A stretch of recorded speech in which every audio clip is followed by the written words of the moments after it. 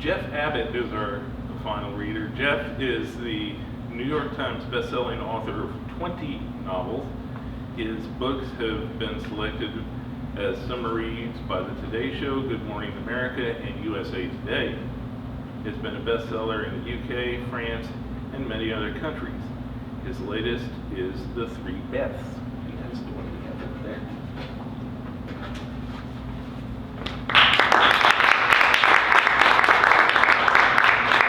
Hi y'all, thanks for coming. Yeah, this is my 20th novel. I don't know how that happened. It's weird to think about. I used to miscount. My wife told me I needed to get better at math because I had written more novels and I was taking credit for at parties when people would ask.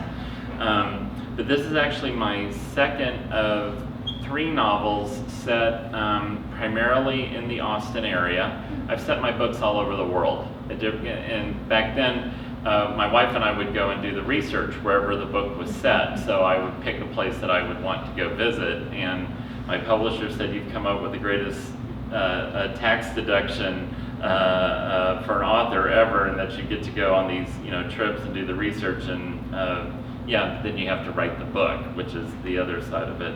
But these take place in a suburb called Lake Haven, which has nothing to do with me living in Westlake. And the first book, Lake Haven book, was Blame. The second is The Three Beths, and it is my newest book. It came out about a year ago. And the next summer, I'll have a new Lake Haven novel called, people go, "What's the title?" And I say, "Never Ask Me." And they're like, "Wow, you're sensitive." And I'm like, no, the title is Never Ask Me. So I'm going to read from the beginning of The Three Beths. I actually often don't do readings, so I'm not very good at it. But I'm going to do this. As a setup for the book, and I am going to start at the beginning. As a setup for the book, when people say, "Where do you get your ideas?" Sometimes the ideas come as one sort of whole idea that is ready to be built upon, and then some of my other ideas, I call them Lego blocks. And it's just like they're like 2 small, unrelated ideas, and then they snap together like Lego blocks, and it feels like a story. And this was a Lego block book because I had been reading about these situations where a family member is missing, usually a woman, and they suspect another family member in the disappearance, usually a man, but they don't have any proof. They don't have substantive proof. And I thought, what's it like to live in that house as an adult child, and you have one parent accused of being involved in the other parent's disappearance? It's, I thought, what is that like to live in a house that is haunted by someone you don't know if they are dead or not? And then the other idea came to me, and I'll use Beth as an example, hence the title. I was supposed to find some people I went to high school with on Facebook for a reunion type event thing. It's like you start entering in a common name, and it starts auto-correcting a long list of potential people. And I thought, we all put this out about ourselves. I thought, what if you had a crime based on someone's name? How would that work? What if I had a grudge against someone named Michael or someone named Beth, and I wanted to find some other people with that name? Facebook would be the place to start. I thought, but that's not a story. It's just kind of like an angle on a story. But it was the other part of the Lego block snapping in together. So in this scene, the main character of the book is Mariah Dunning. She's 23 years old, UT graduate in computer science, and her mother has been inexplicably missing for a year, and her father is suspected of being involved. Mariah Dunning saw her missing mother standing on the other side of the crowd. The food court at the mall, had been one of their mother-daughter hangouts. Mom endured the food court because Mariah liked it. Mom was particular about what she ate, while Mariah was not. Chicken biscuits, Mongolian barbecue, pepperoni pizza, none of which Mom would touch, and all of which Mariah would consume and then work off the calories playing basketball. And when Mariah got the summer job during her high school years selling tickets at the movie theater, a back corner booth at the food court was a place where they could meet and share a sacred hour between Mom's business trips, Mom saying, Well, it's better than airplane food, I think. Mariah had not been to the food court since Mom disappeared. She'd been careful to avoid it on the few outings she made to the mall. But she and her father had gone to the Apple store to buy Mariah a new computer and a new iPhone. It made Dad happy to give her gifts, even though she was an adult who could buy her own gear. His gifts were like a hug, sideways, when he didn't know the depth of the other person's feelings. The food court wasn't a place she wanted to be. It made the back of her brain itch, made her feel like she couldn't sit still. Dad had said, "Let's get a snack." And he was trying so hard to make today fun that Mariah didn't have the heart to say no. But in the middle of the music and the loud conversations, Mariah glanced up from her pad thai and she saw her mother. Mariah froze, the chopsticks in her hand, the tangled noodles hanging like a noose. Her mother had vanished nearly a year ago, and then there she stood, peeking out from behind the sunglass display on the edge of the food court. Dark glasses, red lipstick, pale skin, even a distinctive twist of scar at the corner of her mouth that could only be Mom's. For 5 seconds, Mariah couldn't move, couldn't make a noise. She felt like she might never speak again. They gazed at each other like she was in a staring contest with a ghost. Mariah stood, dropping the chopsticks into the bowl. Her mother retreated behind the display, gone. "Mariah?" Dad asked, glancing up at her. "What?" "Mom is standing right over there." She pointed, her hand shaking. Dad stared for a moment, then turned. "That can't be." Mariah started to walk fast, then to run, threading her way through the maze of tables and diners. "Mariah!" Dad stood, craning his neck. "Where are you going?" "I saw her." Mariah ran, heedless, towards the sunglasses display. She couldn't see Mom anymore. She shoved past two women, nearly knocking one's tray of Chinese food over and the other's milkshake to the floor.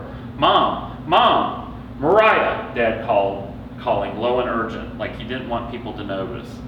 Hurrying in her wake, apologizing to the people Mariah collided with, apologizing to those she dodged.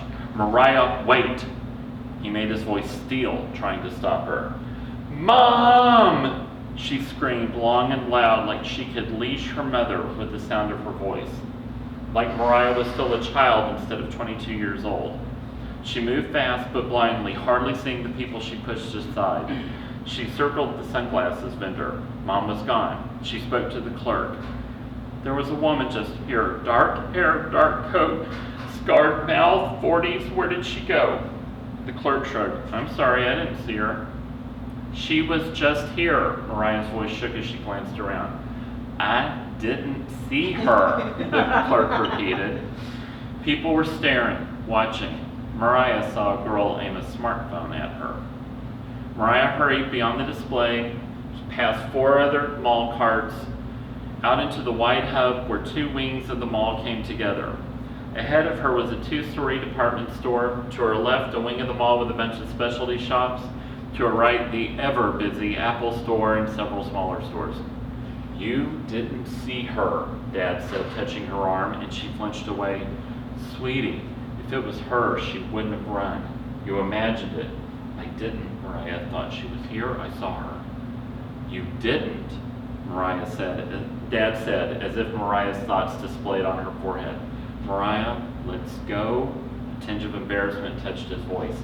"We don't need this." "What's your damn problem?" a woman demanded, a spilled chocolate milkshake running down the front of her white blouse. Her eyes were bright with anger. "She is so sorry," Dad said, watching a mall security guard approach. "Please, let me take care of your cleaning bill for that."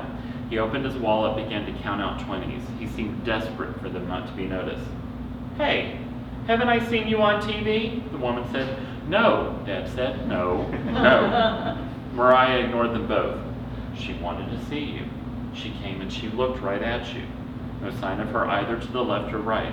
So Mariah ran full tilt for the department store ahead of her, Dad calling her name in a pitiful bleat. Mariah tore through the department store, dodging around a woman spraying perfume samples and then turning and grabbing her arm. The sample bottle fell and shattered, and the lavender aroma of the French perfume rose hard in the air. "Woman, black hair, black coat, did you see her go past?" I think so. She went out that exit." The woman pulled away, fright in her eyes. Mariah ran to the nearby exit, jostling around a woman with a baby stroller, fury and impatience driving her out into a small side parking lot. She scanned the cars. "Mom!" she screamed, but Mom was gone. Then she saw a car, the only one pulling out of the lot, dark blue, Honda, and the car sped away and was gone. It must be her. It had to be her. Mariah ran to her car, thankful she'd driven and not Dad, so she already had the keys. She got into the car, jabbing at the ignition, wheeling it backward before she could even get the door shut all the way.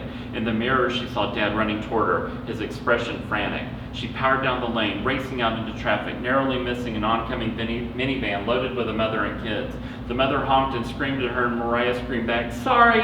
and pulled the car out of its swerve. The Honda turned and headed down the steep hill that led to the mall's exit onto a cross street. She followed, blasting through a four-way stop and turning at the same hill. The blue Honda took a hard right, away from the highway, back towards the center of Lake Haven. Mariah accelerated, her old Ford sedan straining at the boost. She started to close the gap. She could see the driver was a dark-haired woman. Get up next to her, she thought, confirm that it's Mom. You're not crazy, it's Mom. She accelerated, drawing closer to the Honda, and then the Honda veered into a sharp turn. Mariah overcompensated control, drifting from the wheel, and she spun into the oncoming lanes. She saw the markings of a police sedan, the sirens atop the roof as she spun toward it, and then the car hit her Ford's rear, spinning her again. She came to a jarring halt, shaking, looking at the Lake Haven police car in her mirror. The Honda was gone. "Get out of the car now!" the officer's voice yelling at her sternly, and she trembled, because now people would have something else to talk about her family, a bright new flame of shame. She bit her lip. Mariah Dunning got out of the car, hands up.